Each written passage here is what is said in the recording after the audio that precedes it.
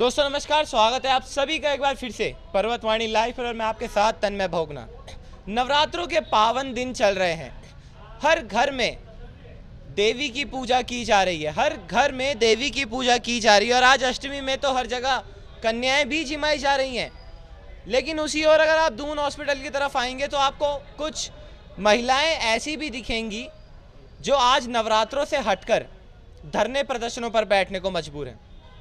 जी हाँ दोस्तों, स्वागत है आप सभी का अपने उत्तराखंड में, जिसको देवभूमि के नाम से कहा तो जाता है, लेकिन देवभूमि के नाम से कितने नेता कितने मंत्री अपने वोट बटोर लेते हैं ये कोई नहीं देख पाता। और वोट बटोरने के बाद जो खामियाजा होता है वो यहाँ पर बैठी जो कर्मचारी हैं उनको भुगतना पड़ता है। तो अभी यहाँ पर सबसे पहले तो भाई साहब है, भाई साहब से बात करेंगे। भाई साहब क्या नाम है आपका? पहले तो मेरा नाम संजय सिंह कोरंगा है। कितने समय हो चुका है आपको अपने धरना प्रदर्शन में? ये देखो, विगत जो 15 मार्च 2023 को है समस्त कर्मचारियों को यहाँ पे सेवा समाप्त कर दिया गया है। अगर वहाँ से हम काउंटिंग करते हैं तो लगभग आज 15 दिन हो चुके हैं। और इससे पहले से भी आपका धरना चल रहा था, उस समय कुछ शायद मांग वांग की बात की गई थी। ये पिछले बार मार्च 2022 में हाँ। 31 मार्च को समस्त कर्मचारियों की जो सेवा है वो समाप्त कर दी थी। हाँ। फिर समस्त कर्मचारियों ने 6 माह के धरने में बैठने के बावजूद सरकार ने सिर्फ 6 माह का कार्यकाल आगे विस्तार किया गया।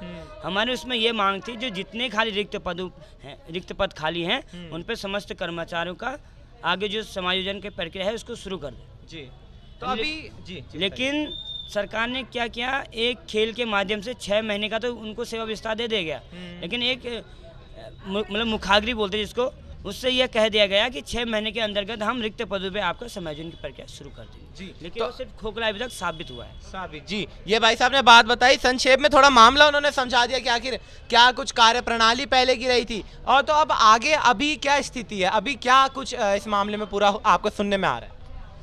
सर कुछ नहीं कर पा रहे ये लोग। हम मतलब 10-15 दिन से बैठे हुए हैं और चक्कर लगा रहे हैं, नेता कभी इधर जा रहे कभी उधर जा रहे हैं, हमारी बात कोई सुन ही नहीं रहा।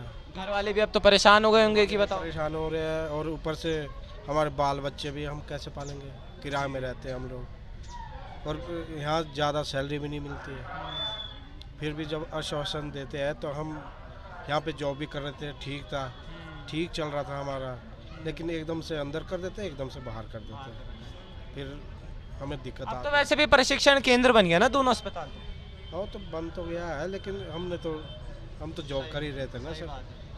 अब हमको बाहर कर दिया गया है। अब हम दूसरी जगह भी जाएंगे तो हमें टाइम लगेगा थोड़ा सा, ठीक है। और यहाँ ऐसा 755 बेड का अस्पताल तो बना दिया गया है, लेकिन उन 755 बेडों में सबसे ज़्यादा इंटर्न काम करते हैं। जो प्रशिक्षण करने मतलब सीखने आते बच्चे वो उनसे काम करवाया जाता है। देखो, अगर ये व्यवस्था किसकी खराब, मरीजों के लिए व्यवस्था खराब हो रही है ना, इनके लिए तो क्या है, वो काम सीख रहे बच्चे हैं, काम सीख रहे, उन्होंने अपनी रोजी रोटी का सवाल है, उन्होंने भी आगे देखना है, अपने भविष्य को हर कोई सेब लेके चलता है ना, उन्होंने तो काम सीखना है फिर जाना है। लेकिन ये खिलवाड़ किया जा रहा है ना मरीजों के साथ। सही बात है कि बच्चों के रखे और कर्मचारियों को बाहर कर दिया जा रहा है बार बार। ये बात भाई साहब ने बहुत सही बताई है कि अब जब प्रशिक्षण केंद्र दून अस्पताल बन ही गया है तो यहाँ पर जो एक्सपीरियंस वाले जो कर्मचारी थे वो आज यहाँ बाहर बैठे हैं, जो प्रशिक्षण वाले बच्चे हैं जो इंटर्नशिप के लिए आए हैं वो अंदर है, यानी काम कर रहे हैं, वही कर रहे हैं सब। और बाद में जो इंडियन लाना पड़ता था वो सफाई वालों से काम करवा रहे हैं। जी तो वैसे क्यों नहीं कर रहे होंगे, ये क्या लग रहा है आपको? अभी तक कर देना चाहिए था अभी तक तो इनको, क्योंकि काफ़ी लोग हैं यहाँ पे तो बैठे हुए। जी, करना तो चाहिए था, पर कहाँ कर रहे हैं, जब काम चल रहा है उनका तो काम चल रहा है उनका तो वो खैर क्यों करेंगे। अब थोड़ा महिलाओं के पास आएंगे, नवरात्रों के पावन दिन भी चल रहे हैं। मैडम क्या नाम है पहले तो आपका? मेरा नाम रीना मेहरा है। कहाँ से हैं आप? मैं देहरादून से ही हूँ। देहरादून से ही हैं। घर में नवरात्रे चल रहे हैं अभी प्रॉपर? हाँ, चल रहे हैं। तो आज तो कन्या चिमाई भी रही होगी। हाँ, एक्चुअली आज सब करके अभी यहाँ पे फिर धरने में शामिल हुए हैं। अच्छा, अब तो घर वाले भी पूछते होंगे रोज कि आखिर मांग पूरी हुई है या नहीं हुई है, अभी तक क्या कर रहे हो क्या नहीं कर रहे हो, तो कैसे मतलब जवाब देना पड़ता है? देखिए, थोड़ा तो मोटिवेट उन लोगों को करना भी ज़रूरी है कि अब जैसे घर का माहौल चल रहा है तो ये नहीं हम डायरेक्टली किसी को डीमोटिवेट तो नहीं करेंगे।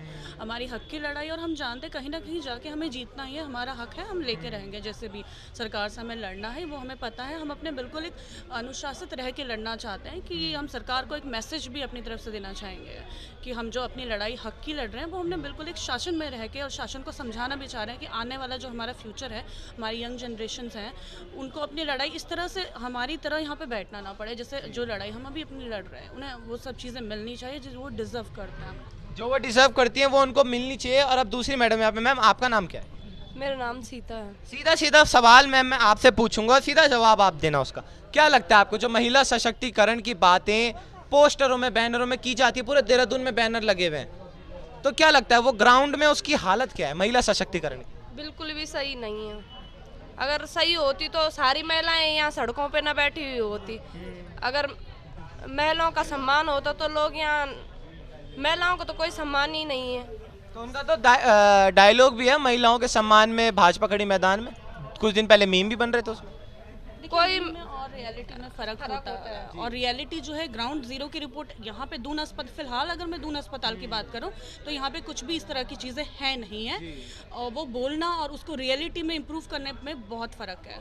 तो ये तो ऐसा मैंने अभी अपने प्रशासन इधर एडमिनिस्ट्रेटिव में तो हमें देखने के लिए मिल नहीं रहा है। वो अलग बात है कि मीम बना के लोगों को मुद्दे से भटकाया जा रहा है, लेकिन हमारे मामले में ये चीज़ें बहुत ही कम हुई हैं।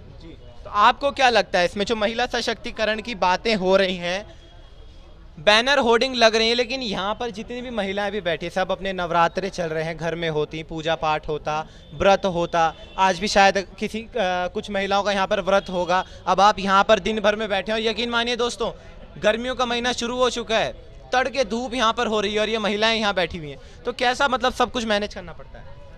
अब मैनेज करना पड़ता है, क्या करें, बच्चों को छोड़ के आ रखे हैं। आजकल बच्चों की भी तबीयत खराब हो रही है, फीवर वगैरह चल रहा है। अब क्या करें, अपने हक की लड़ाई के लिए हम यहाँ पे लड़ रहे हैं। जब हम लोगों ने 3 साल यहाँ पे काम करा है, अब सरकार हमारे साथ ऐसा धोखा कर रही है तो हम क्या कर सकते हैं। ठीक है, अब जैसे मार्च का महीना आ जाता है, बच्चों का एडमिशन होने लगते हैं, वैसे ही हमें बाहर कर देते हैं। और किराए का घर पे रहते हैं, किराया देना होता, मकान मालिक बोल रहे कमरा खाली करो, और कहाँ से हम लोग किराया देंगे। अब आदमी लोग कर रहे हैं तो उन्हें 5-7 हज़ार रुपये मिलती है, उससे क्या घर चलता है इस महंगाई में। सरकार ने तो यहाँ बहुत कुछ कर रखा है, अब तो क्या बोलूं। ये निराशा भी यहाँ पर है। कैमरामैन को कहूँगा थोड़ा आगे पे आ जाएं। अब लास्ट में जाते जाते और महिलाओं से बात करेंगे। मैडम आपका नाम क्या है? आपके पास आऊँगा मैं पहले।